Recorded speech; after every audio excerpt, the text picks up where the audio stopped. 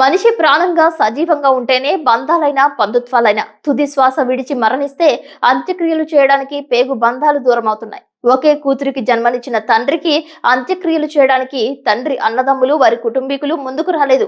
దీంతో ఆ తనయే కడసారి వీడ్కోలు తెలిపింది. అన్ని తానే అంత్యక్రియలు చేసిన సంఘటన జంగారెడ్డిగూడెంలో శ్రీ బాటగంగనమ్మ లేఅవుట్ కాలనీలో శుక్రవారం జరిగింది.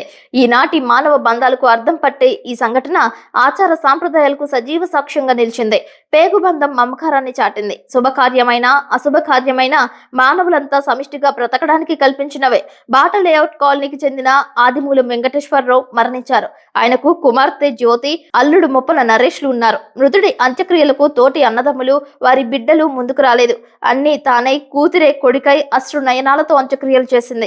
చివరికి ఒక్కగానొక్క కూతురే శ్మశానానికి వెళ్లి తండ్రికి దహన సంస్కారాలు చేసింది. తండ్రి అంతిమ యాత్రను బాధ్యతగా తీసుకున్న మానవ సంబంధం ఒకటైతే అంతమంది కుటుంబ వ్యవస్థ ఉండి కూడా అంత్యక్రియలు చేయడానికి ముందుకు రాకపోవడంపై పలువురు విస్మయం వ్యక్తం చేస్తున్నారు. ఎంత గొప్ప ఉద్యోగాలు, వ్యాపారాలు చేసినా కనీస మానవత్వపు పరిమళాలు ఏ వైపు వెళ్తున్నాయని ప్రశ్నిస్తున్నారు. జ్యోతి చేసిన అంతిమ సంస్కారాన్ని సంస్కారవంతులు 1000 నోళ్లతో హర్షిస్తున్నారు. ఆదిమూలపు వెంకటేశ్వరరావు ఆత్మకు శాంతి చేకూర్చాలని భగవంతుణ్ణి ప్రార్థిస్తూ శ్రద్ధాంజలి ఘటించాం. అందుకే కంటే కూతుర్నే కనాలని మహానుభావులు చెప్పారేమో.